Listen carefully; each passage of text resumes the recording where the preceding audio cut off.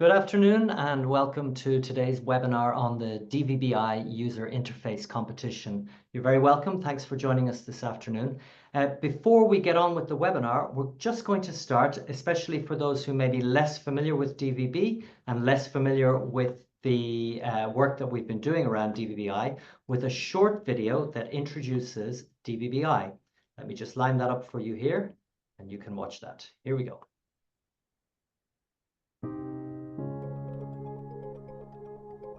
Television, the devices, delivery methods, and how and when it's viewed are all changing. Content is king, but only if users can find it. And finding it has become much more difficult.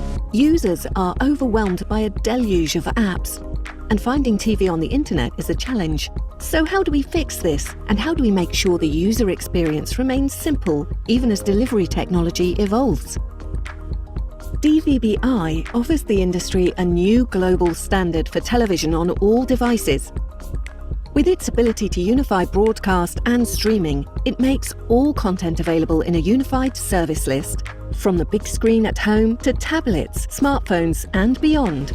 It gives device manufacturers and service operators rich metadata to offer a program guide, including on-demand content, images and logos, program descriptions, and more. DVB-I makes it easy to launch new channels, add personalized features, enhance quality, and accessibility. Applications can be integrated directly in the service list, so users can simply zap to the app. DVB-I also works with pay-per-view, subscription-based, and fast services. Devices and services are already deployed. Give it a try. Take advantage of reference implementations, tools and developer forums available online.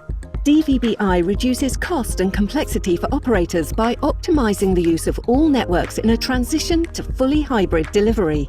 Content providers can fast-track enhanced and personalized services like immersive audio, higher quality video, targeted advertising, and accessibility features. For public services, DVB-I can ensure continued prominence across all screens. And what's more, it also works on existing TVs and mobile devices. Markets around the world are discovering DVB-I. It's more than broadcasting, it's more than streaming. Why not see what it can do for you?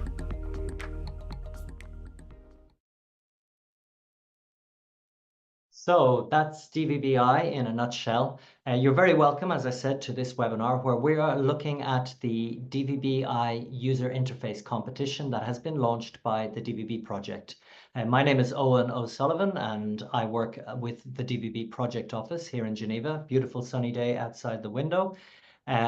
With us today, the bulk of the presentation will come from Matthew Huntington, who is coordinating this competition for DVB. But we're going to start with my colleague, Elved Howells, who leads the promotion and communications module in the DVB project. Elved, good afternoon.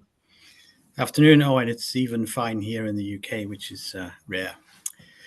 So yeah, I think the video that you saw earlier sums up DVB-I pretty well. But I'll just reinforce a couple of points. So DVB-I is a global standard, and unlike some proprietary solutions, there are some advantages. For example, it'll work in any country around the world, and it's, which is pretty unique. It'll work across any network. So if you have content from any network, that's available to you on the DVB-I service lists. You can zap to any application. So it provides not only links to channels, but can point you to applications. And it can be used on any device, all devices, in fact. In terms of its availability, the specification is completely open, as you know. It's available at our DVB websites and also from Etsy. It's already supported in multiple trials around the world. It's proven. Some of those services have been on the air for a number of years now, so it's a well-proven specification. And it's already here and here to stay. But what DVB-I isn't is it is not a user interface. And that's why we have this competition.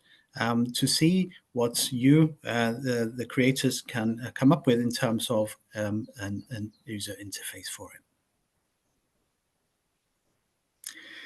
Like I mentioned, DVB-I is already deployed in many trials around the world. This map just gives you a quick representation of some of the countries who have either shown interest, where we have been demoing DVB-I, or where there's an active trial running as we speak. All the different countries are at different stages of that. As I mentioned, and the video mentioned as well, DVB-I, and keep this in mind as you invent your user interfaces, DVB-I is available and has been shown to work on all screens. So as you can see with the green ticks, we already have seen implementations on mobile, tablets, televisions, laptops, dongles, glasses, XR glasses, set-top boxes, and even a watch. So those have already been shown. We've done demos of those. What next? Well, obviously cars is a big target for us, and we believe that that won't be long until a DVB-I is available in cars. But as you can imagine, it could be used on any device. You can see a fridge there with a television on it. So DVB-I is applicable all over. So keep that in mind as you build your user interfaces. So in short, DVB deployment is a significant shift in media discovery, how we discover and how we deliver media. It's transformative in terms of the unique benefits for media interaction. So how we interact with media, how we find and discover channels, DVB-I makes a transformative shift there. And from a future of television point of view, it may even define the way we interact with media and how we consume media. So there's a really interesting opportunity here. So DVB-I is for any device, any delivery mechanism, and for any content. So let's move on and talk about the competition aims. The competition itself is here to stimulate creativity. As I said, DVB-I does not specify a user interface, so it's open to the device manufacturers, to the app developers, and to anyone else to create their own user interface.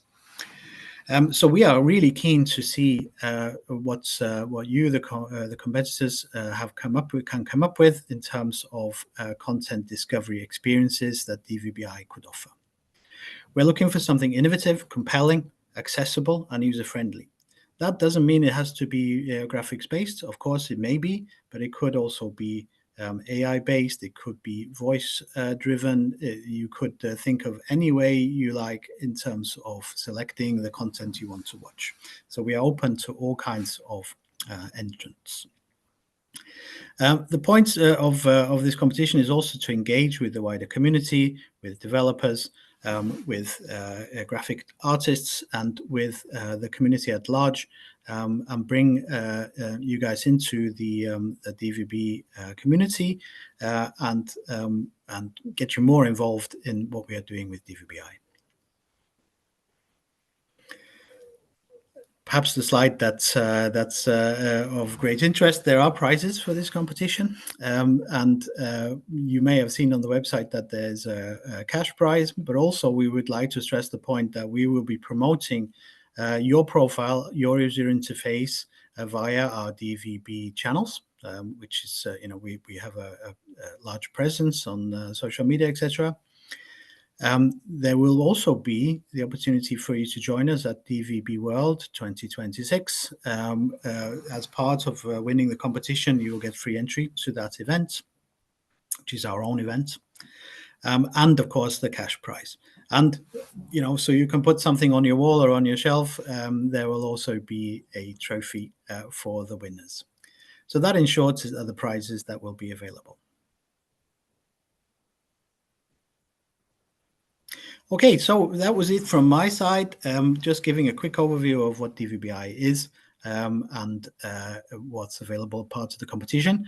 I'll hand over to Matthew Huntington, who will take you through more details in terms of the competition itself, what's available to you, how we can help you, etc. Matthew, over to you. Thank you very much, Alfred, and thank you for all those who are attending and showing interest in our competition. And just to reiterate what Alfred said, we're looking for innovative, compelling, and accessible applications that are based on DVB-I. And also, just to re-stress what I was saying, we are looking for any type of application. Quite often, because of where we come from, we'll talk about televisions, but we're interested in applications running on mobile devices, across the web, if people are able to do it on automotive interfaces. And it's not just about something that's visual; it can be voice as well. So those are all of interest to us. And once again, just to stress, this is just an example list. If you've got something else, some more innovative way, we're keen to see that. And if you have any concerns that maybe what you're thinking of or working on would not be applicable, send a message to our email address, and we will, we'll get back to you and hopefully reassure you that what you're working on is of interest to us and very valid for the competition. The key thing to understand is what are the entry requirements? What do we need from you to enter into this competition? And the most fundamental thing is a working DVB-I client application.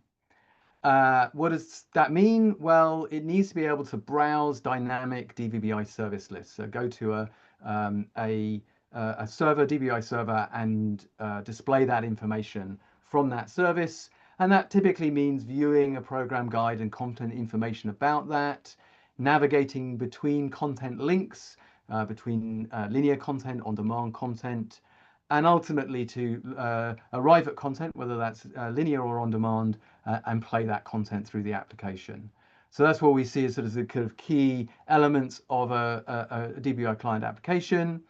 But as well as obviously that application needs to exist, we need to have access to it. So the judges need to be able to look at that application. The application needs to be on some kind of hosted link. Maybe it is some mobile files that need to be downloaded in order for us to access, but we'll need access to the application. Obviously, if you give us the application, we're going to need some basic instructions about how to set up and start testing that application. Hopefully, all of these things are pretty intuitive, but a few instructions will be helpful. Now, it may be that what you've built is not very easy to distribute to our judges. This might be a particular native application that runs on a particular make of television that our judges are not just going to have access to. So what we ask is that people provide a walkthrough video and demonstration of the UI in use, so that the judges can do that. So ideally, we want to have hands-on access to an application, but a video is a good backup for some of our judges. So you should make time to create your videos as you work towards your submission. And it's also worth stressing that we're not looking for commercially deployed applications, though those are equally valid and welcome. These can be proof of concepts, prototypes, but they have to be sort of working applications. These can't just be sketches and a few PowerPoint slides. And then one last point in terms of entry requirements is we want to be able to promote this. So we want to be able to showcase this globally throughout 2026. And so we'll need the rights from you to be able to do that so that we can show off your application wherever we can. And so if you're going to have any restrictions from that, once again, if you think that might be a problem, send us an email. We're happy to enter into a dialogue on that. But I think you'll get my point there about being able to show it. Now I'm going to talk a little bit more detail about the actual competition, some of the more details, but it occurred to me there may be developers who have heard of DVB-I, but maybe don't know much of the detail. And there are out there a number of webinars that we've created at DVB, and I'll provide some links later to kind of get into the details of it. But what I wanted to do was just spend a few minutes to just introduce some of the concepts behind DVB-I, just to give you a starting point. And I'm going to apologize to my some of my colleagues who are joining this call that I am massively simplifying some things in order just to deliver some concepts across. But maybe we'll give some time to then during the Q&A maybe to correct anything that I oversimplify too much. But I wanted to give people just some basic idea around some of the concepts here. So one of the main things that we'll talk about within DVB-I is a service list. A service list is actually identified by a URL. So it's actually, you go the server where that service list is hosted from, and you can get the details of that service list from that URL. And a service list is made up of services. And you can mainly think of these as TV channels or TV and radio channels, but it can be, those services can be other things as well. They can be applications, not just video and audio services. And those services actually then have multiple service instances, because there may be multiple ways of delivering that service to a consumer. It may be available as a satellite service, as a terrestrial service, and more often for DVB-I, a IP service, so a DVB- or an HLS service. And then alongside the actual details about where to play that, how to stream or access that service, there is a set of related materials around that, things like logos, descriptions, and then the guide sources, which is how you find the program information that's about that is available with that service. And then the service lists themselves not only just have services, they also have logical channel number mappings. This is a way in which a channel number can be associated with a service. So it creates mappings with those, and those mappings may indeed be regional. So they may have different regions that are being identified within that service list. Just on those guide sources, when you look at a guide source for a particular service, you'll have guide sources that deliver schedule information. And while this simplifies it, basically that schedule information is giving you events. It'll have sources to program information, which gives you details about individual programs, which then may be part of series and brands. And then there's group information, which is how that information is grouped together. And quite often you'll find in the documentation talks about box sets, which are groupings of those programs. And then when you look at program information, just as sort of an example, because there's a little bit more detail there, there are any program, it'll have an ID, and we refer to those IDs as CRIDs. So that's just a bit of terminology to be familiar with. But a program will have a title, it'll have a synopsis. In fact, it might have multiple synopses in different lengths. It'll have things like parental guidance, so what age groups can access it. It'll have imagery behind it. It may have credit lists, so people involved in creating that, actors, directors, etc. That program may be a member of a wider set, so an episode within a series, and it'll have related content as well. So there's lots of information, and many of those will have links to other programs, which earlier I talked about navigating the content that's available. A few more detailed things I sort of wanted to just touch on for developers is with whether it's a logo for a service, an image for a program, and images are available in multiple formats. And you'll see that this is basically the formats. You've got different aspect ratios and different color contrasts. So it's good to be aware of those. A slight warning point here is that just because a service is signaled to say that it has this, the different color variants may not be available. The different aspect ratios, if you ask for a 4:3, you might not get a 4:3 back. If this is, and you should code defensively for that, but if that's an issue, there's something particularly compelling you want to create, once again, is reach out to us, talk to us about this, saying you're trying to do something with a service. You would really be helpful to have images of this type, and we'll see if we can work with the service list provider to do that.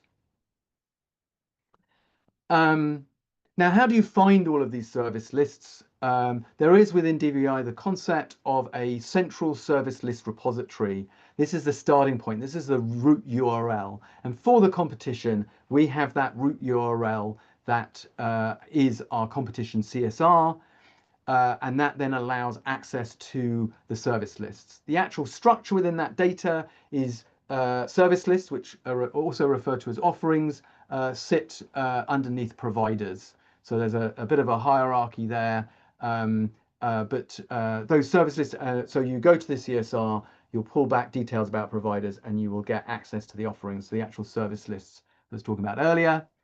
And one other point to make is that those service lists can be grouped by country, so you can query a CSR to pull back specific information about a country. And so, you know, if you think from a television or any application installation, it's quite useful for people to identify the country and then provide the service lists that are against that country. It's a little bit simplification of how the hierarchy works, but I hope you'll get that concept. And one last detail I wanted to share about DVB-I before I get more into the competition details is just to talk about languages. So DVB-I is a global standard. One of the key things that it supports is the ability for content descriptions, titles, etc. to be delivered in multiple languages. And so that's one thing to look at in terms of the specification and the data returned to you is you may want to be configuring your UI to use one particular language rather than just assume everything's in English. So I'm going to move on and talk a little bit more about the competition details, going to find out about how it's going to work. And the first thing I was just going to talk through is the timeline. So we've already launched the competition back in May, and you are here today at our webinar. Now, moving forward from this, a number of people have noticed is that we've asked for an expression of interest. This isn't mandatory, it's not a requirement in order to enter the competition, but we wanted to gauge the level of interest, the different types of developers who are working on this, and to basically start to establish a dialogue with people so we can support you. What we're looking to do is sort of get all of those expression of interest by the 30th of June. One of the reasons we're doing that relatively early in the process is we're preparing for IBC, which is the major conference each September in Amsterdam for the television industry, or television media industry. And it may be that you're quite far on in your journey in supporting DVB-I, and there may be an opportunity for us in promoting the competition to actually showcase some of the applications that are being developed or have been developed. And so one of the reasons for doing this sort of early expression of interest is to find out if there are people who might like to be or be able to be showcased at IBC in mid-September. So that's to encourage people to submit that that expression of interest with that exposure much early in this year or early in September, rather than just at the end of the competition. Then we're going to open up for submissions on the 1st of September. That's when you'll be able to see the online system we're using to capture all the information for the submission. We'll encourage people, we'll give lots of reminders to go and check that out, make sure they understand, so they're not trying to at the last minute work out how to use the submission system. And then that submission will close on the 31st of October. And that will be a formal close, and then as we go into November, we'll then have the judging period. We may need to work with different entrants to make sure that the judges can access your applications and can effectively judge them. And then we'll announce the winners in mid-December. And then, as Alfred mentioned earlier, we have DVB World, which is our major conference in March in 2026, and we'll do the prize giving then when those trophies will be presented. Now, another thing to understand is the judging criteria. One thing I would point people at is that we have an FAQ on the main website, and it's got details about the judging criteria there. So you don't need to necessarily note this all down now. You can go and peruse that at your leisure. But as you'd expect, we are judging things on the user experience, its usability. Here we'll be looking at things like stability, performance, whether it's intuitive, whether the controls that are being provided are appropriate for the device that it's been created for. We're also putting a lot of emphasis on accessibility.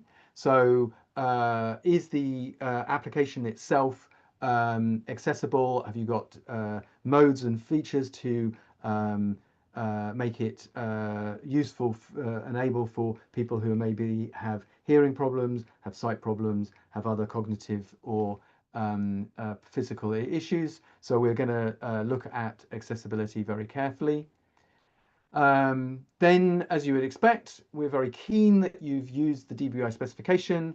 There's lots of different ways in which metadata can be interrelated, and so we're keen to be able to look at whether you have used the specification to its full effect.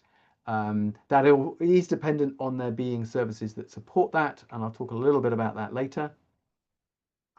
Then we're marking on innovation. What's the originality of the user interface? How novel is the experience compared to existing interfaces? So we've got a good store behind innovation. And then we're looking at design and visual appeal. So how attractive is this? Is it using the imagery that's available to it? Now, obviously, if you've created a interface which is primarily driven by voice, we'll be measuring that in a different way. We'll be purely within visual appeal.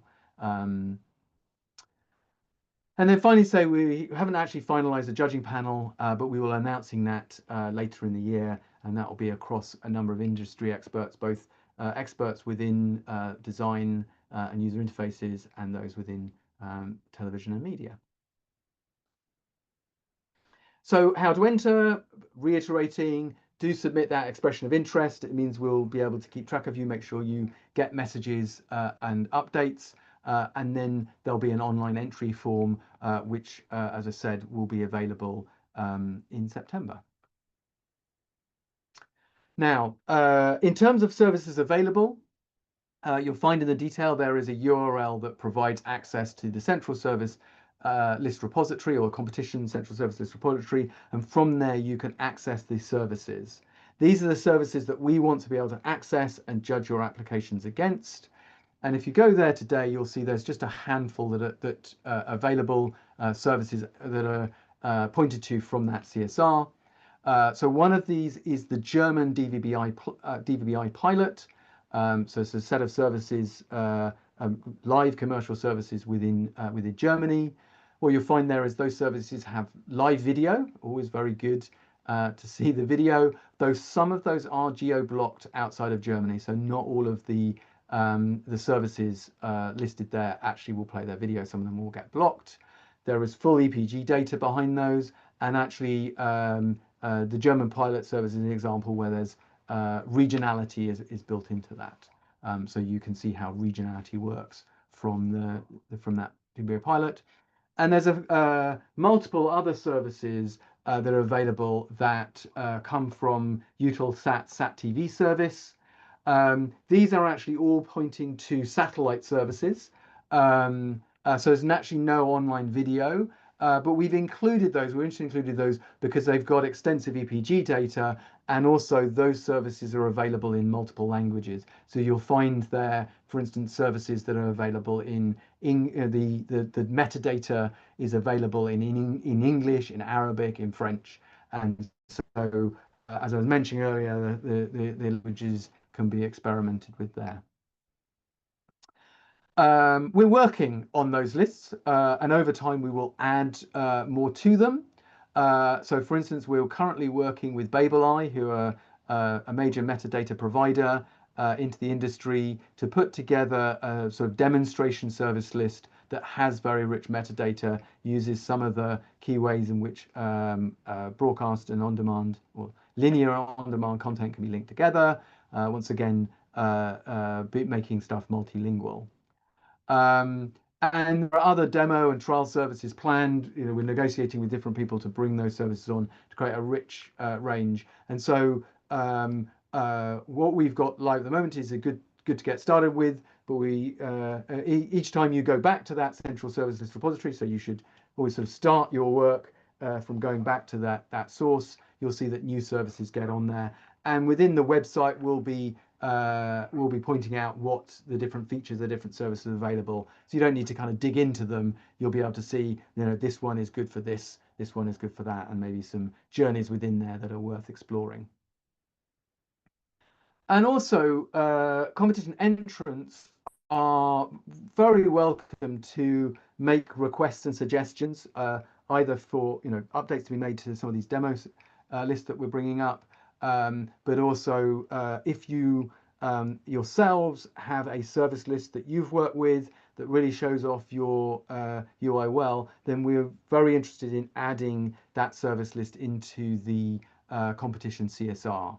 So if you have a great demo that you've created, you've got a service list, all that we're asking is that that service list is then made available to all of the competition entrants, so that we can judge everyone against the same different sets of metadata, not just one that you have proprietary access to. And once again, if you want more detail on that, just engage with us over email, and we'll, you know, we can talk through that. Now, I'm not going to read through this. I don't expect you to read it, but there are some disclaimers about providing those services. They are provided as is to the competition. So these service lists can change at any stage. They can be removed, services added, services taken away, and so you shouldn't rely on any particular thing within the service lists that are there. And also, by various people placing service lists into our competition, it doesn't imbue any rights for the entrants to have access to them, and obviously provides no usage rights onto those. Just wanted to make that aware, and do go and read that service use disclaimer from our website. Now, one other thing that you'll be interested in is what support can you get? What else can you learn about? We've got various different support that's available. So there's various technical resources that are available to entrants. You can find these by going to the DVB-I website, but I would probably point you to one of the main technical resources, which is a reference DVB-I client. And it's a JavaScript HTML client, and you can look at that code. It's open source code. You can use that code. You don't have to use that code, but you'll see how within that, for instance, the XML that DVB-I is returning, how that's being parsed within that service list, how they've chosen to display that. That's not a UI that we're promoting, but it just and that's one of the reasons we want to do this competition, is to get at some innovative and compelling and beautiful UIs. But you can go and look at some source code, and as I say, it's open source, so you can actually take that source code. But there are some other technical resources that are worth looking at as well.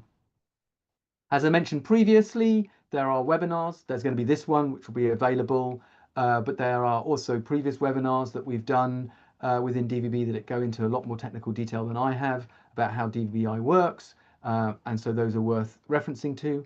And if we see there's a key demand, we see a lot of questions coming in on a particular subject that we think is helpful to run a webinar, you know, we'll run some webinars probably early in September to touch on topics. No promises we'll do that, but if we see there's a demand, we will certainly arrange those. There's also a community out there that you can connect with. As I said, there's an email address, the competition email address, that's monitored, and we'll respond to any questions there. But if you want to more, engage with the community, there is in fact a Discord server dedicated to DVB-I, and that can be a good place of engaging with the community. And there's some other communities out there that you can find and connect with. And then one last set of support that is available is there are a set of commercial providers who are creating DVB-I products that you may be interested in working with, and you'll find on the DVB-I website a directory of those providers. And so those providers have things like JavaScript parsers. They've got native code for handling DVB-I. They've got back-end service lists, so if you wanted to create a particular type of demonstration. They have back-end service list platforms that you can work with.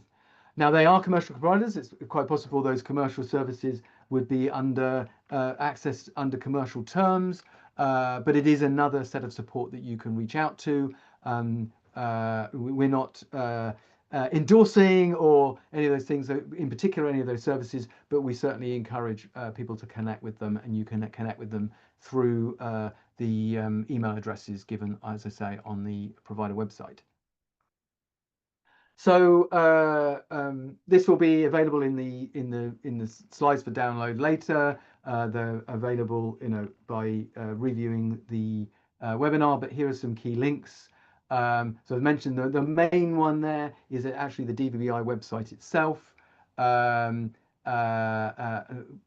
lots of information about DVB-I and the competition information. So the /competition is where you'll find all of the details about the competition, and then there's the competition email address if you want to ask questions. Encourage people to do that.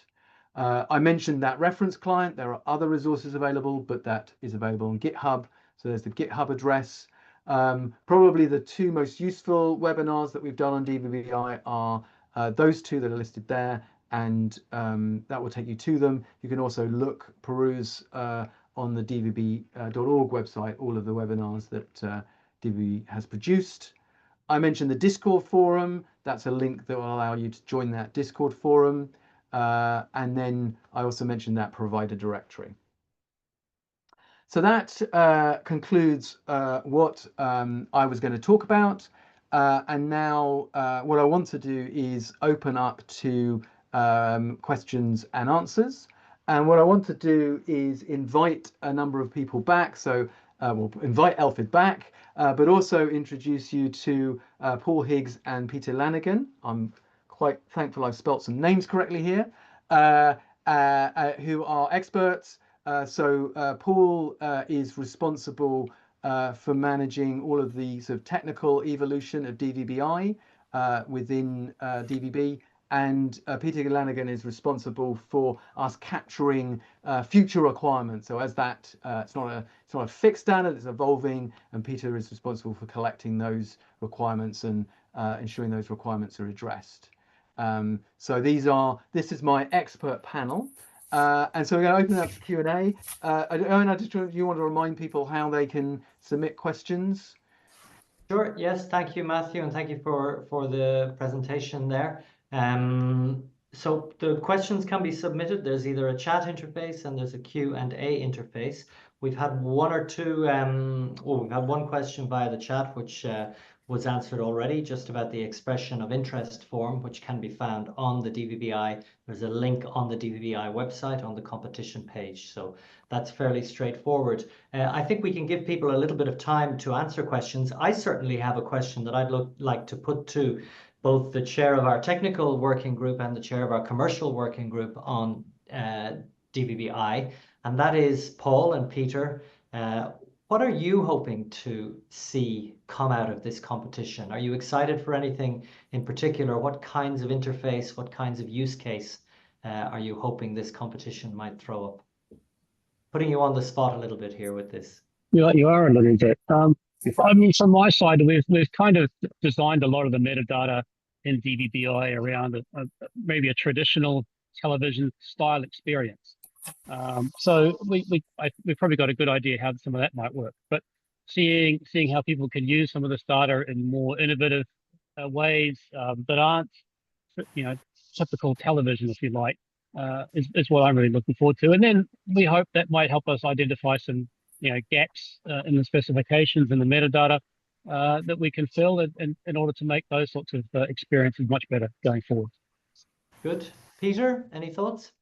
I was going to give a very similar answer. I think maybe, I work for a company that makes televisions, so we've always thought of DVB-I as a television kind of user interface, but I think it would be really interesting to see interfaces adapted to other kinds of devices, to mobile, to PCs, maybe to other things, and also maybe just completely off the wall, completely new ways to use these TV services and to use this metadata, maybe combined with data or services coming from somewhere else, combined with AI, combined with clever ways to do accessibility, for example, for disabled people.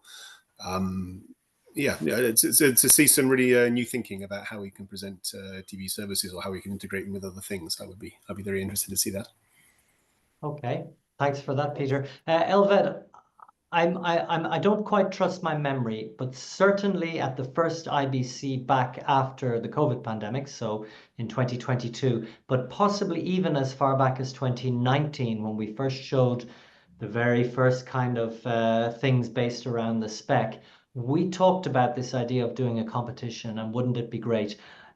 Thanks in large part to yourself and certainly to Matthew, we've got there now with this competition up and running. You must be excited to see what's going to come out of this. Yeah, certainly. I mean, I think we talked about two things. We talked about, getting our first 100 services on DVB-I, which are there now. I mean, there's many more than 100. There's service lists sprouting up all around the world. So that's definitely there. But I think this competition is filling an interesting need because, everybody's gone away and developed their user interface. They've come, as Peter mentioned, from their own, TV UIs, so, the TV UIs that we've all come to love or hate over the years. And they've effectively modified those to include the DVB-I service list. Now, if we take the data from DVB-I, anything can be done with that. Really, it's a completely open book. It's something that could be really rethought. So, rather than starting from something that we've already seen, I think we're hoping that the competition will throw up something really radical, very different. It may make traditional television look more like some of the innovative apps that are out there, but it could also be the start of something that looks and feels very different. Sure. Thanks for that, Elved. So there is one question in there which we'll come to in a moment. Matthew, I just wanted to ask you actually, let's get to that question first. So Pedro is asking about a little bit more clarity on what you want. So do you want a functional prototype that broadcasts that shows, I guess, one of the channels in the service list? Do you want a proof of concept? So he has a doubt around the desirable deliverables. Are they more UI focused or are they more focused on code and applications? So in the end, what we're going to be judging is what we see and feel or hear in the user interface. So we're not looking at code and how you've achieved it behind it. What we are expecting is that the data that we're then seeing and hearing has come from this common competition service list repository, so that it's the same set of data that everyone is being judged against. So I hope that answers the question. And it needs to, what we're expecting is that people will, if it's a web app, people are going to send us a URL and we're going to go to that URL, and on our browser we're going to see that experience. Ideally it's intuitive, so we just can then walk through that user experience and discover it. And there may be things that don't work, or there's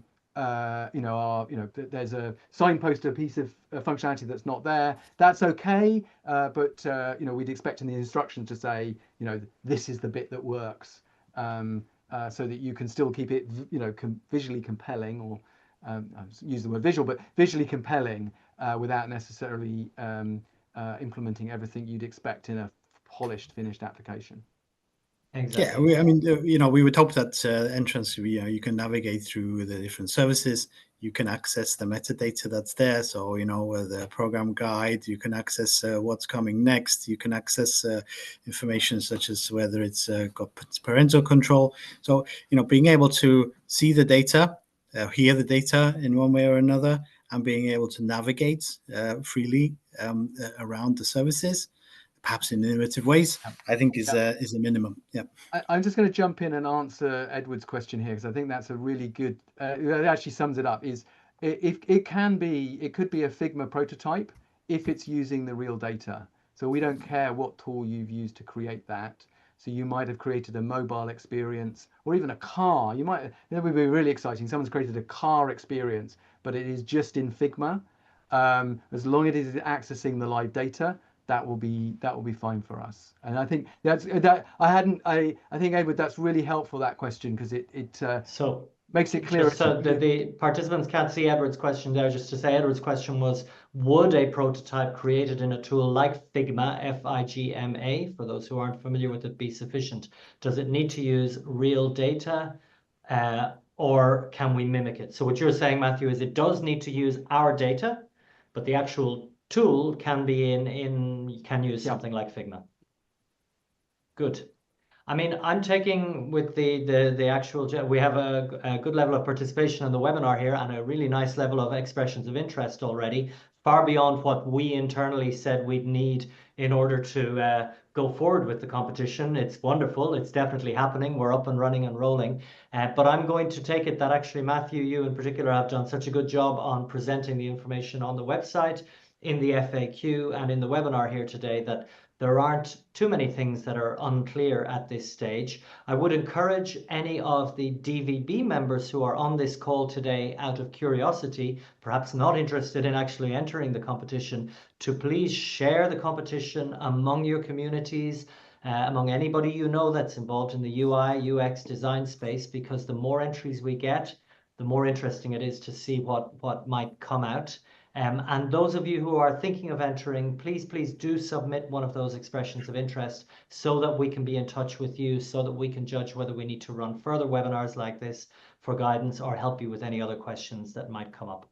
So unless anyone has some final questions, I don't know if there are any closing comments you'd like to make, Matthew, or I was going to make another comment, which is, well, actually two comments. So one is that what I'd like to be different about this competition, it's not just here's a closing date and a set of entry requirements, and please submit by the closing date. That this is really a dialogue between us at DVB and the entrants, but also between the entrants themselves, and there is sort of a community aspect to it.